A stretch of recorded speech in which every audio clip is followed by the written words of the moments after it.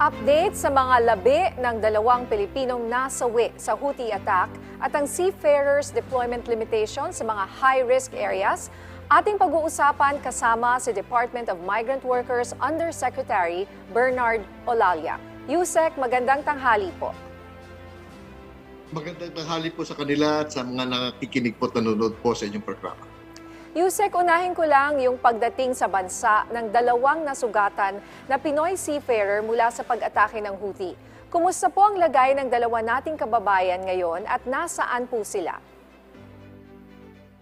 Yung pong dalawa nating natitira na nasugatan doon po sa MV True Confidence dahil po sa missile attack ng Houthi ay nakabalik na po sa ating bansa kagabi, no? So sila po ay nasa isang pribadong hospital na dahil kailangan po yung continuous medical treatment, no? Isa po sa kanila ay burned yung muka at yung isa naman ay amputated above the leg, no? Above the knee. So yun po yung kanilang kondisyon at kinakailangan sila po ay tumanggap ng patuloy na medical attention. Kaya okay na po sila, nasa stable condition at inaalagaan po natin at kapiling na po nila ang kani-kanilang pamilya. Okay, Yusek Olalia, si Chief po ito. Ano po ang assistance na Yes, binigay sa kanila ng pamahalaan po? Unang-una po, yung pong repatriation, yung urgent medical repatriation po nila, no? Napaka-importante po, kailangang makauwi po sila agaran, no?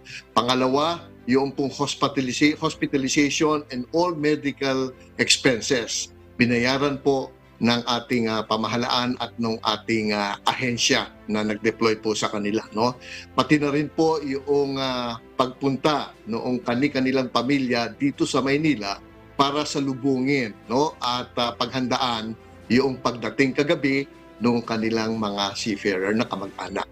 Lahat po yun inayos po ng ating ahensya sa tulong po ng OWA, ng DMW at ng lahat po ng government offices, kasama na po yung agency. Yusek, may tanong po dito mula sa ating kasamahan sa media na si Ian Cruz ng GMA News. Kailan po posibleng ma-retrieve ang bangkay ng dalawang Pinoy seafarer sa kanilang barko na True Confidence?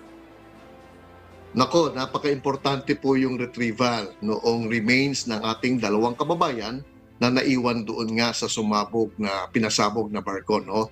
Ang ating pong huling impormasyon ay nakuha na yung barko mula po sa Gulf of Aden at patungo na ito sa isang lugar na safe na kung saan isasalvage po yung barko at kukunin po, priority po ng ating pamahalaan yung pagkuha sa remains ng dalawa po nating kababayan. At yun po ang inasikaso natin.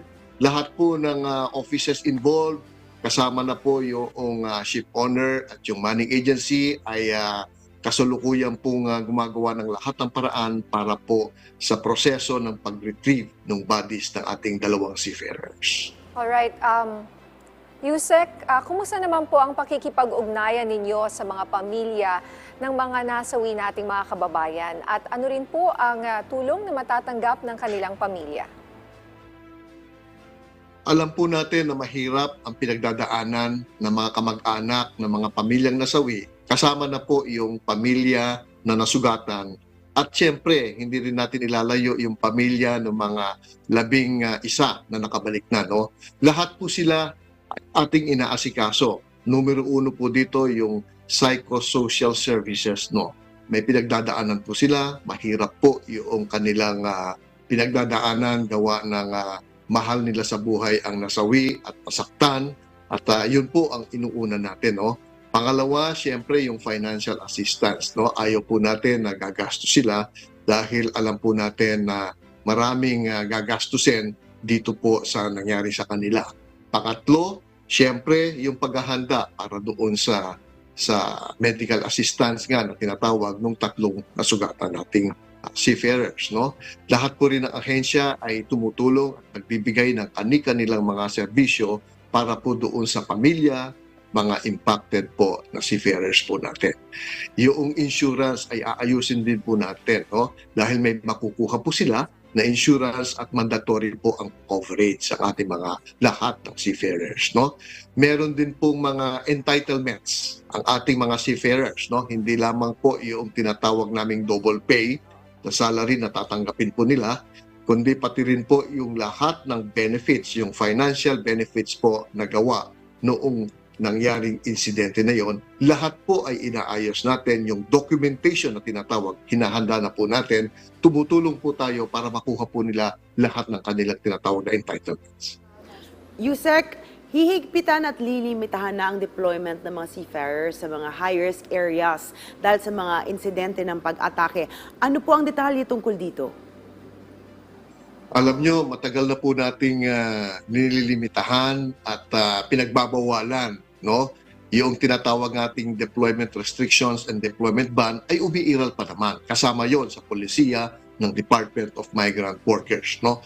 Meron nga lamang tayo mga tinatawag na warlike areas at high-risk areas na kung saan magta-transit yung mga cargo vessels or maritime vessels na kung saan on board po ang ating mga seafarers. Pati po yun ay ating pong nire-regulate, no? Ina-identify natin yung tinatawag na warlike areas at high-risk areas at unang-una doon, ipinapakiusap natin at pinapagbigay alam natin through our information drive yung right of first refusal, no? Right to refuse to sail on board ng mga seafarers, no? Kapag ang isang barko ay dumadaan sa tinatawag na warlike areas or high-risk areas, nandoon po yung right to refuse to sail on board ng isang seafarer at siya po ay pwedeng ma-repatriate kapag in-invoke yan at any time na bago makarating doon sa tinatawag na high-risk or warlike areas. Yun po ang ating